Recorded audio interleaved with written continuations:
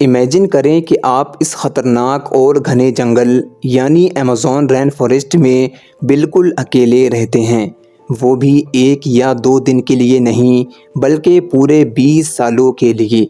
लेकिन एक दिन अचानक से आपको जंगल में एक फ्लैश जलती हुई दिखाई देती है और जैसे ही आप उस फ्लैश की तरफ देखते हैं तो आपको हाथों में कैमरा लिए हुए एक शख्स दिखाई देता है जो कि खुफिया तरीके से आपकी फ़ोटो ले रहा था। जी हाँ, इस फ़ोटो को देखिए। ये फ़ोटो हमारी दुनिया के सबसे अकेले आदिवासी शख्स की है जिसको मैन ऑफ दी होल भी कहा जाता है। लेकिन दुनिया का सबसे अकेला कहलाने वाला ये शख्स अकेला कैसे रह गया? ये शख्स ब्राज़ील में मौजूद रेन फॉरेस्ट में खाने के लिए शिकार और रहने के लिए ज़मीन के अंदर डीप होल बनाया करता था और हम लोग इसके बारे में सिर्फ इतना ही जानते हैं कि हम इसका नाम भी नहीं जानते। हम ये भी पता नहीं कर पाए कि आखिर बोलने में ये किस भाषा का यूज़ किया करता था, बल्कि हम इसको सिर्फ मैन ऑफ दी होल के नाम से ही जानते हैं।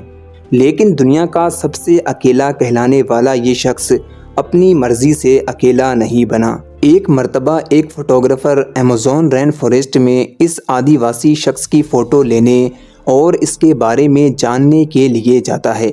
लेकिन जैसे ही उस आदिवासी ने फ़ोटोग्राफ़र को देखा तो फ़ौरन ही उस पर बुरी तरह से हमला कर देता है।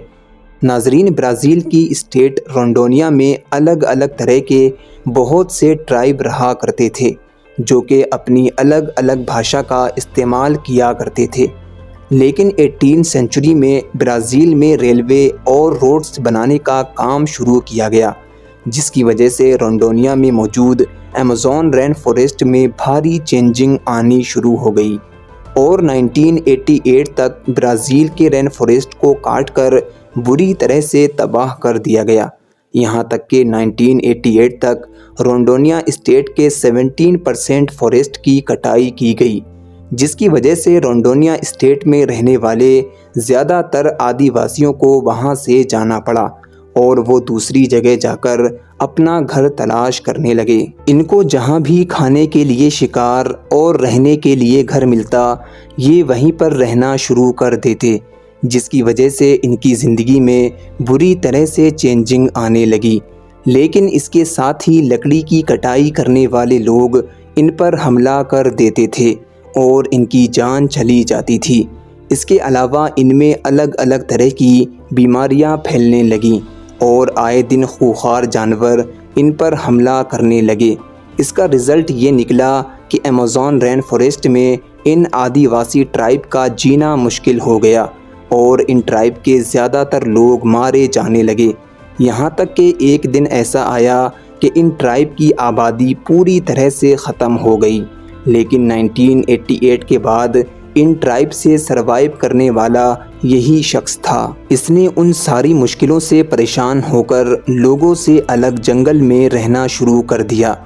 रहने के लिए इसने ताड़ के पत्तों से हट बनाई और शिकार करने के लिए ये ज़मीन में गड्ढा यानी डीप होल खोदा करता था और ऊपर से उस पर पत्ते बिछा दिया करता था। जैसे ही कोई जानवर उन पत्तों से गुज़रता तो वो डायरेक्ट उस डीप होल में गिर जाया करता था और ये आदिवासी उसको खाने में इस्तेमाल करता था, जिसकी वजह से इसको मैन ऑफ दी होल कहा जाने लगा। इसके माइंड में बाहरी लोगों से इतनी ज़्यादा नफ़रत हो गई थी कि जिस किसी बाहरी इंसान को देखता तो उस पर हमला कर दिया करता था। इन फ़ोटोज़ में आप इसको जंगल में पेड़ों की कटाई करते हुए देख सकते हैं। लेकिन आखिरकार 29 अगस्त 2022 को एक जंगल में इसकी लाश मिलती है। एक्सपर्ट कहते हैं कि इसकी डेथ नेचुरल तरीके से हुई है। उम्मीद है कि हमारी और वीडियोस की तरह आपको ये वीडियो भी पसंद आई होगी।